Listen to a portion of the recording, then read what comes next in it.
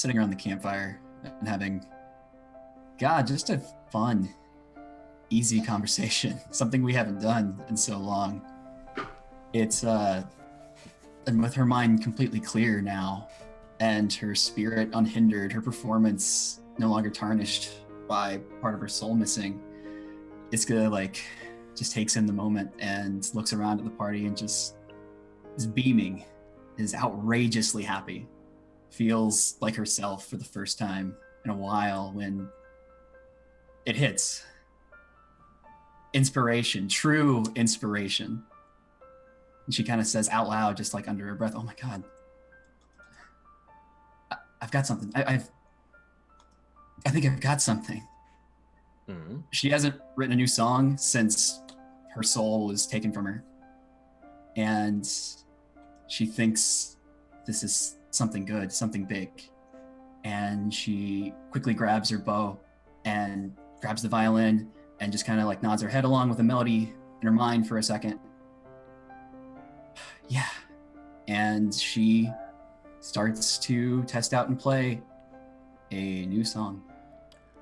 And you take your violin up to your chin and rest it, and close your eyes in this firelight. And all of you hearing her explanation, sort of your eyes turn toward Iska, and she plunks out these first few notes and then draws her bow across in this first few bits of melody. You immediately start to feel it build, and then she comes to an abrupt stop.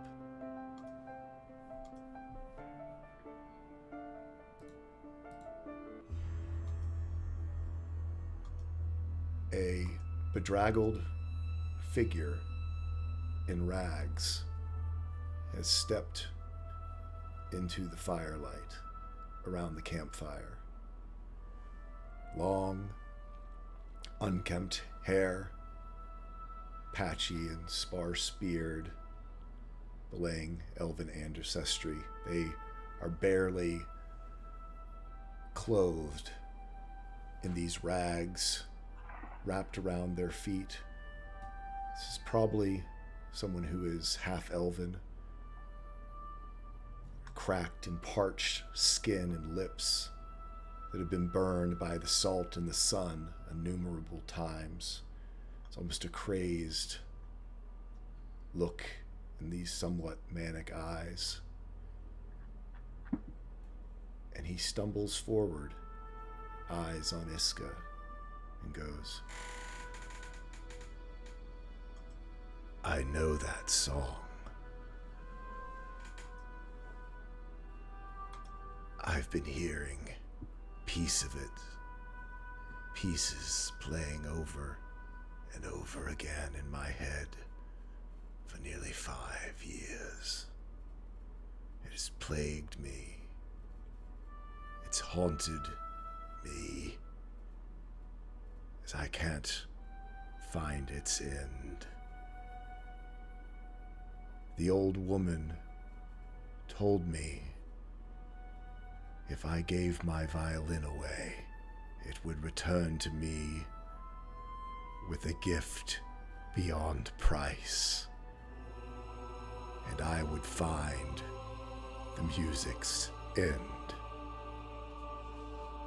But it never has.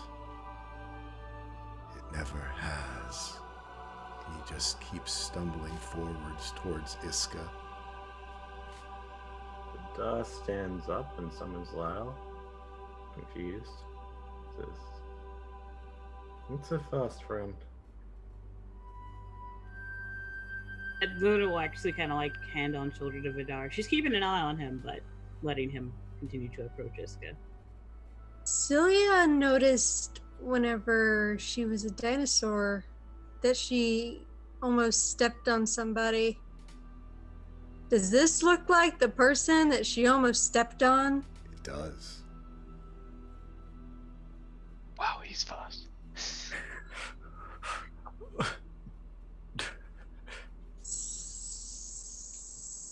Celia raises an eyebrow. And she says, I saw you yesterday. Yesterday? Kind of yesterday. This morning. This morning. Do me a perception check as you look at this person. For 15. It's unmistakable in the eyes. This person's related to Iska. Celia looks to Iska, looks to the man, looks to Iska. She says, Iska, I think you need to talk to him. And Iska reflects on the words, giving up a violin, 5 years, the old woman, and barely able to eke it out, just a hushed whisper. Dad?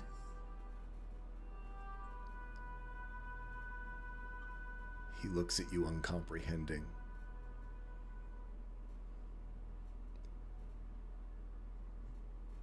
I have no daughter that I know of.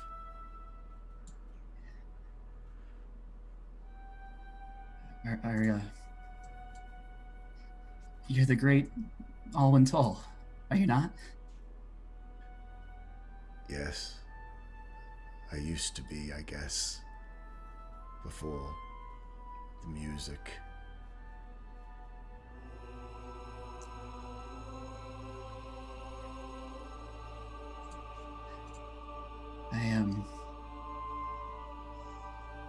She looks down at her items around her, and very slowly and hands trembling, reaches into her bag and pulls out the violin he gave up. As soon as you pull it out, he looks to it and he was just like, how? And his hand almost looks beyond his control, is just drawn towards the violin.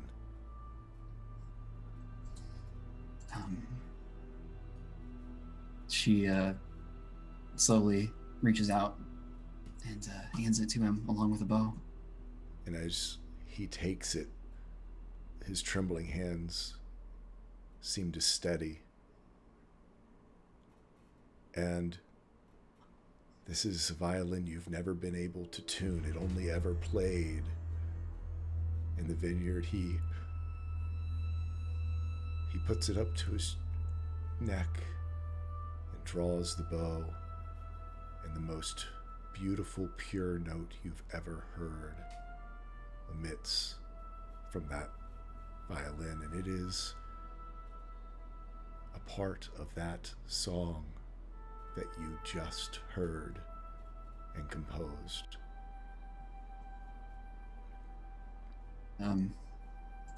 Yes. Eyes start to well over, understanding everything that's happening, and then the pure beauty of that single note. And seeing that the music has steadied his shaking hands, she'll grab her instrument as well and just say, the song.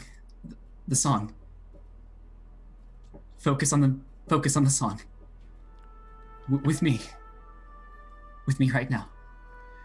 And as you start again, you see him swing his violin around, and as he brings it around, it transforms into what looks like a cello. And as he begins to play, it is like the song that you've composed has an entire orchestra backing it up. And this is what you play.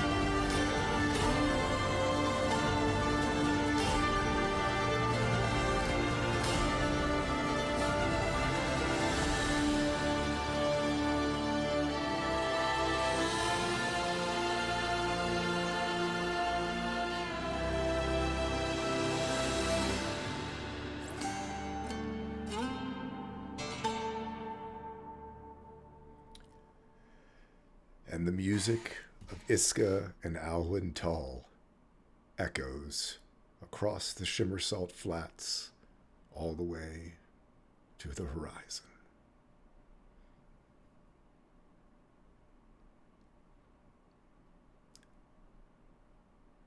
That is our new theme song cast, done by Colm McGinnis.